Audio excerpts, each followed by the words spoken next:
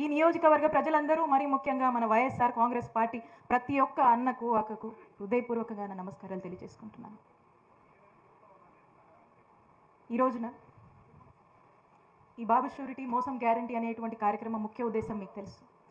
Recalling Chandrababu Naidu's manifesto అని చెప్పి super 6 అని అనేక మాటలు మొన్న ఎన్నికల ముందు చెప్పి ప్రజల్ని మోసం చేసి ఆశ చూపించి ఓట్లు వేయించుకొని మరి సంవత్సరం అయింది.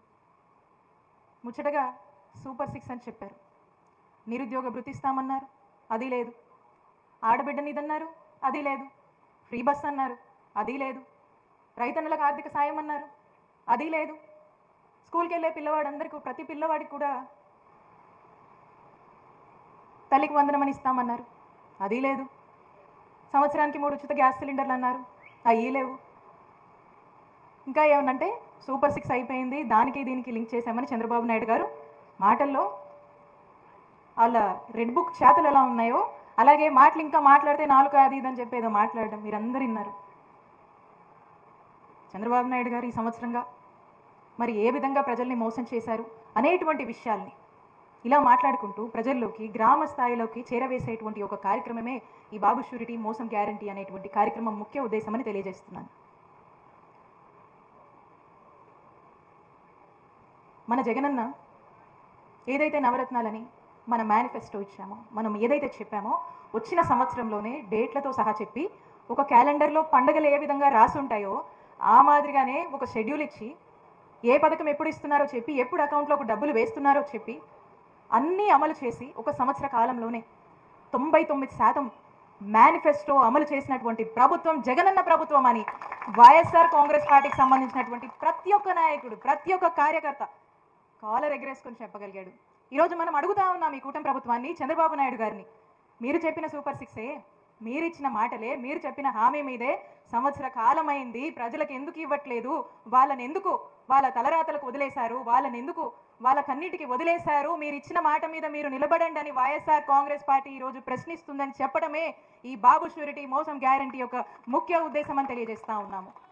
కాస్త జ్వరంగా ఉండేసరికి చాలా విషయాలు మాట్లాడాలని ఉంది, కానీ కొన్ని విషయాలే ప్రస్తావిస్తున్నాం, ఇంకో సందర్భంలో మాట్లాడదాం. చిలకలూరిపేట నియోజకవర్గంలో ఎవరిని అడిగినా చెప్తారు, ఇక్కడ నుంచి స్టేట్ వరకు 2014 నుంచి 2019 వరకు ఇక్కడున్నటువంటి ఈ ఎమ్మెల్యే ఎన్ని మోసాలు చేశాడు, ఎన్ని అరాచకాలు చేశాడు, ఆఖరికి జర్నలిస్టులను కూడా చంపించాడనేటువంటి విషయం రాష్ట్రం మొత్తం కూడా తెలుసు. అయినా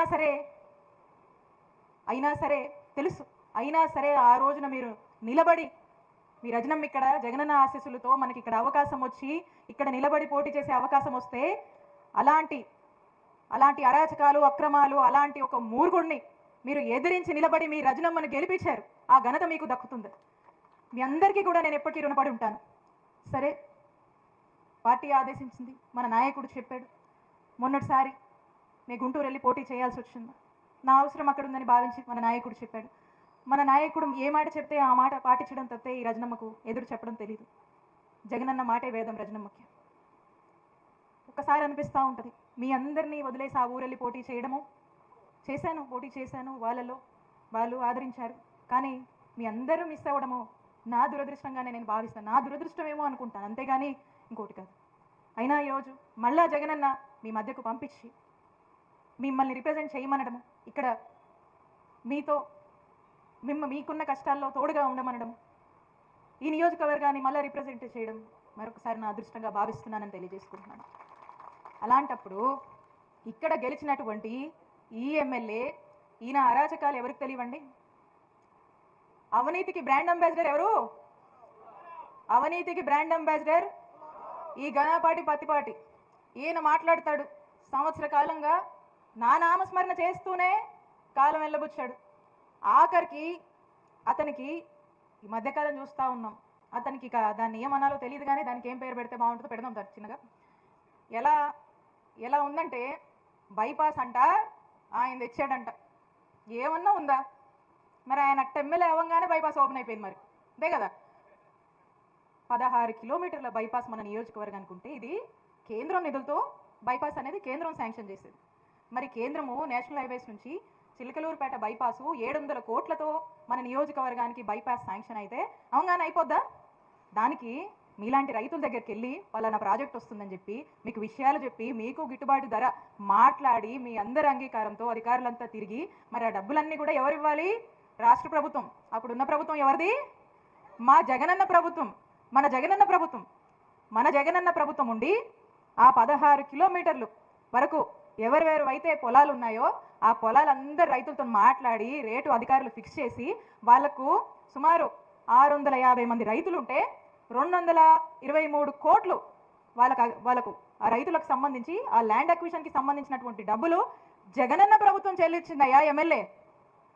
ఆ తర్వాత కోవిడ్ వచ్చి వాళ్ళు ఆ కాంట్రాక్టర్ ఎవరైతే చేస్తున్నారో అప్పుడు ప్రాజెక్ట్ ఎస్టిమేషన్కి ఈరోజు కోవిడ్ వచ్చిన తర్వాత కాస్త రేట్లు పెరిగాయి, మాకు కాస్త గిట్టుబాటు అవ్వట్లేదని చెప్పి మాట్లాడితే మళ్ళీ నేనుండి మాట్లాడించి దాన్ని ఫాలో అప్ చేసి కాస్త మళ్ళీ రివైజ్ ఎస్టిమేట్ కూడా వేయించి వాళ్ళు ఎంబడిపడి ఎన్నిసార్లు తిరిగాము, ఎన్ని రివ్యూలు పెట్టాము, ఎన్నిసార్లు పనులు పరిశీలించడానికి వెళ్ళాము, ఇవన్నీ చేసి వెంటబడి రాత్రింబగలు ఆ కాంట్రాక్టర్లు ఎంబడి పడి పని చేయిస్తే రెడీ అయిందయ్యా మా చిలుకలూరుపేట బైపాసు. మా దురదృష్టం బైపాస్ రోడ్ అంతా ఏర్పాటైంది, ఎన్నికల కోడ్ వచ్చింది. అప్పటికీ కోవిడ్ నుంచి ఎంటబడతానే ఉన్నా. పెద్ద పని కదా. మా దురదృష్టం ఇంకంతే. ఎన్నికల కోడ్ వచ్చింది, ఓపెన్ చేయతవులే. ఇక హైవేస్ వాళ్ళు ఈ ఎన్నికలు ఈ కోడ్ అంతా అయిపోయాక వాళ్ళు ఒక రోజు ప్రారంభించారు. చక్కగా ఇప్పుడు అందరూ మీ ఊరు నుంచే వెళ్తున్నాము, బైపాస్ చాలా చక్కగా చేయించారు అంటే మన జగనన్న హయాంలోనే చేయించుకోగలిగామని చెప్తే చాలా సంతోషం. ఇక్కడ నుంచి నెల్లూరు పోయేవాళ్ళు, ఒంగోలు పోయేవాళ్ళు, కడప దాకా పోయేవాళ్ళు, చెన్నై పోయేవాళ్ళు కూడా చాలా మంది మా ఎమ్మెల్యే ఫ్రెండ్స్ ఎవరైతే ఉన్నారో చెప్తా ఉంటారు, నువ్వు టౌన్లో కాస్త ట్రాఫిక్ ఉండేదమ్మాయి, ఇప్పుడు కాస్త ప్రశాంతంగా వెళ్ళిపోతా ఉన్నాం, ఇప్పుడు మీ ఊరు సెంటర్లోకి రావడం నుంచి వెళ్తున్నాం, కన్వీనియంట్గా ఉందని చెప్పి అంటా ఉంటారు, బాగా చేయించావని అంటా ఉంటారు. ఇప్పుడు దీన్నంట ఈ ఎమ్మెల్యే చేయించాడంట. దాంట్లో కూడా ఇందాక ఎవరో చూపిస్తా ఉన్నారు, నాకు పేపర్ ఏదో చూపిస్తా ఉన్నారు, అంటే ఫస్ట్ పెట్టుకున్నాడని చెప్పి నేను అదే చూసి అంటా ఉన్నాను. ఈ ఎమ్మెల్యే పరిస్థితి ఎట్ట దిగజారిపోయాడంటే ఈయన ఎట్ట దిగజారిపోయాడంటే వదిలిపెడితే ఈయనే జనం పిచ్చోళ్ళేమో అని చెప్పి ఆ రైతు భరోసా కేంద్రాలు, ఆరోగ్య కేంద్రాలు, సచివాలయాలు కూడా నేనే తెచ్చాను, నా వల్లే సాధ్యమైందని చెప్పుకునేటట్టున్నాడు ఎమ్మెల్యే. అట్టుంది ఆయన పరిస్థితి. ఎందుకంటే ఈయనే ఓడిపించాడు, నేనేం చెప్తే అదే అని అనుకుంటా ఉండు. ఊరు పోయి నా నామస్మరణ ఏమంటే అది ఇది. ఇక్కడ అవినీతి పరుడు ఎవరో చాలా చెప్పొచ్చు, అవినీతి పరుడు ఎవరో, అక్రమాలు చేసేది ఎవరో, పొద్దున్న లేస్తే దే పనిలో ఉంటాడు, వాళ్ళకి అదే నోట్లోకి వస్తుంది, అదే మాట్లాడతారు. అది చేసేవాడికి ఆ మాటలు వస్తాయి, ఎందుకంటే ఇంకోరికి రావట్లా. ఇక్కడ నోరు ఎట తిరిగితే అట్ట మాట్లాడతారు. అది వాళ్ళ విజ్ఞతకు వదిలేదు, ఎందుకంటే అది ఇంటి నుంచి రావాలి. సంస్కారం అనేది ఇంటి నుంచి ఉండాల్సింది, మనం ఒకరు చెప్తే వచ్చేది కాదు. కానీ అది వాళ్ళ పాపానికి వాళ్ళ విజ్ఞతకే వదిలేయాలి. అట్లుంది ఎమ్మెల్యే పరిస్థితి ఇక్కడ. గవర్నమెంట్ హాస్పిటల్ అన్నా మీ ఆశీస్సులతో, మీ అందరి చిలుకలూరుపేట ప్రజల ఆశీస్సులతో, జగనన్న ఆశీస్సులతో వైద్య ఆరోగ్య శాఖ మంత్రిగా అయ్యే అవకాశం నాకు జగనన్న ఇచ్చాడు. ఇక్కడ ప్రజలు గెలిపిస్తే మా నాయకుడు జగనన్న నాకు ఒక అవకాశం ఇచ్చాడు. అవకాశం ఇచ్చినప్పుడు ఎవరికైనా మనసులో ఏం కోరుకుంటుందన్నా చెప్పండి?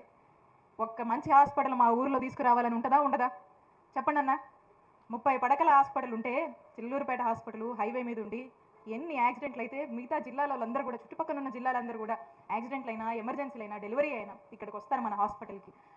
ఉన్నటువంటి అలాంటి హాస్పిటల్ని ఆ రోజున ఉన్నటువంటి పరిస్థితుల్లో అక్కడ ఏదో కట్టాలని చెప్పేసి ఏదో లో లెవెల్లో అసలుకి ఏదో మునిగిపోయినట్టుగా అట్లా ఉండి ఏదో నడుస్తూ ఉంటే ఇట్లా కాదని చెప్పి పిలుచుకొని కూర్చొని మొత్తం మళ్ళీ నేను వెళ్ళి చెక్ చేసి ఒక కొత్త ఎస్టిమేట్ వేయించి ఆ బేస్ లెవెల్ పెంచి, ఎందుకంటే పక్కన వాగుంది, బేస్ లెవెల్ పెంచి హాస్పిటల్ని, నూతన హాస్పిటల్ని 30 పడకలు దాన్ని 100 పడకలకి నిర్మాణం చేయించేదానికి చొరవ చూపి నేను కట్టించి మా జగనన్న ఆశీస్సులతో ఇక్కడ ఉన్నటువంటి ప్రాంత ప్రజలకు దీన్ని అంకితం చేయాలి. 100 ఏళ్ళు ఉంటుంది ఈ హాస్పిటల్, చుట్టుపక్కల జిల్లాలకు ఉపయోగపడుతుంది, ఈ జనానికి ఉచిత వైద్యం అందిస్తారని చెప్పి ఆ రోజు అందించినటువంటి అవకాశంతో ఆరోగ్య శాఖ మంత్రిగా నేను ఉండడంలో అక్కడ ఉన్నటువంటి అధికారులతో మరింత చొరవ చూపించి దగ్గరుండి ఇష్టంగా ఒక ఆలోచనతో ఒక మంచి ఉద్దేశంతో ఆ హాస్పిటల్ నిర్మించుకొని ప్రారంభించినప్పుడు మిగతా వాళ్ళు కొంతమంది డాక్టర్లను కూడా ఇన్వైట్ చేసాం. వాళ్ళు వచ్చి ఇక్కడ ఎక్విప్మెంట్ చూసి, అమ్మా నువ్వు మా ప్రైవేట్ హాస్పిటల్ కన్నా మించి గవర్నమెంట్ హాస్పిటల్లో ఎక్విప్మెంట్ అంతా ఇప్పించు, బాగుంది, దీన్ని చూస్తుంటే గవర్నమెంట్ అని మాకే అనిపించట్లేదు, మేము ఇన్ని రోజుల నుంచి కార్పొరేట్ హాస్పిటల్స్ రన్ చేస్తున్నామని కొంతమంది ఆహ్వానించినటువంటి డాక్టర్స్ ప్రశంసించారు. ఆ రోజున మేము, కృష్ణబాబు గారు సెక్రటరీగా ఉన్నారు, వచ్చి అందరూ డిపార్ట్మెంట్ అంతా వచ్చి చాలా చక్కగా ఒక పండగ వాతావరణంలో హాస్పిటల్ ప్రారంభిస్తే ఏం మాట్లాడతారు? ఆ రోజు నేను అది నిర్మాణం చేసి చక్కగా రన్ అయ్యేలాగా అన్ని ఫెసిలిటీస్ని, అన్ని ఇన్ఫ్రాస్ట్రక్చర్ని ఫెసిలిటీస్ని ఏర్పాటు చేస్తాను. అప్పుడే నేను అవతలకి కొంచెం చూసి ఆ పక్కన వాగుంది, ఏదో వర్షమో లేకపోతే విపరీతమైన ఏదన్నా అవుతే ఆ వాగు ప్రభావం వల్ల ఆ వర్షము ఆ నీళ్ళ ప్రభావం వల్ల ఏదన్నా నీరు గనక ఈ హాస్పిటల్ వైపు వస్తే ఆ హాస్పిటల్ బిల్డింగ్కి ఇబ్బంది అవుద్ది, అక్కడ ఏమన్నా ఇబ్బంది పడతామని చెప్పి దీనికి ఒక పెద్ద రీటైనింగ్ వాల్ కట్టాలని భావించి దేవుడి దయ వల్ల ఆ రోజు ఆరోగ్య శాఖ మంత్రి చేతిలో ఉండడం వల్ల జగన్మోహన్ రెడ్డి గారికి చెప్పుకొని మా అధికారులతో ఎంబడి ఎస్టిమేట్ వేసి 10 కోట్లు దానికి బిల్డింగ్ ఆ వాల్కి నేను శాంక్షన్ చేయించి జీవో తెచ్చి దాదాపు 10% పైగా కూడా పనులు కంప్లీట్ అయ్యాయి.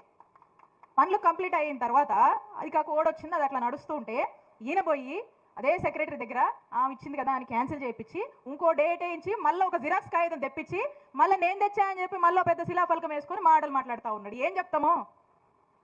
నేను అడుగుతా ఉన్న ఎమ్మెల్యేని, ఆ కృష్ణబాబు గారు, ఆయన అప్పుడే సెక్రటరీ, ఆయన కూడా ఉన్నారు, ఆయనే అడగండి. అదే చైతన్య ఆయనే 10 కోట్లతోని ఆయన మేము మాట్లాడుకునే ఆ రిటైనింగ్ వాల్ శాంక్షన్కి 10 కోట్లతో శాంక్షన్ తెచ్చి 10% పనులు చేయించాము. మళ్ళీ నువ్వు మన కాంట్రాక్టర్ని కూడా మార్చాలి కదా ఆయనకి, మళ్ళీ ఆయనకి ఏదో ఉంటుంది కదా. సో కాబట్టి నువ్వు ఏదో డేట్ మార్చి ఇంకో కొత్త కాగితం తెచ్చి నేను తెచ్చా అంటే జనాన్ని పిచ్చోళ్ళని చేయమాకండి. జనానికి అన్నీ తెలుసు, అర్థం ఉండే మాటలు మాట్లాడండి అని చెప్పి ఈ ఎమ్మెల్యే గారికి చెప్తా ఉన్నా. తెలియకపోతే చెప్పండి. ఇట్లా ఉన్నాయి అంటే ఆయన ఏ స్టేజ్కి దిగజారాడో చూద్దాం. చాలా ఉన్నాయన్న మనం మాట్లాడాలంటే